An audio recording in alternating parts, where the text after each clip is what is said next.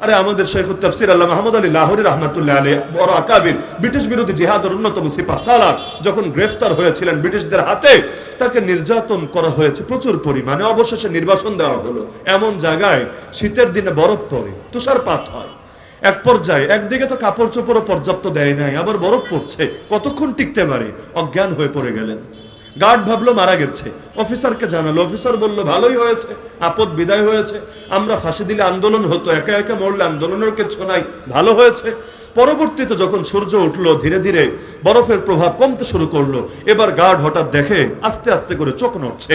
এবার অফিসারকে ডেকে আনলো, অফিসার এসে দেখে তারও মায়া হলো, টিটকারি মেরে বলল, কিরে মোল্লা, এখন দেখে শরীরও নাড়াতে পারিস না, রক্ত একদম ঠান্ডা হয়ে গেছে, এত হুঙ্কার দিলি, এই করবি সেই করবি, আমাদেরকে হিন্দুস্তানে থাকতেই দিবি না, জিহাদ করে আমাদেরকে তাড়িয়ে দিবি এখান থেকে, এখন দেখে শরীরই নড়ে না, গায়ে রক্ত একদম ঠান্ডা। ওই অবস্থায় পর্যন্ত গর্জে উঠে বললেন, আরে তোদের নির্যাতনে আমার গায়ে রক্ত ঠান্ডা হলে কি হবে, আল্লাহর কসম করে বলি, তোদের জুলুম সইতে সইতে ঈমান তো আগের চাইতেও গরম হয়ে গেছে।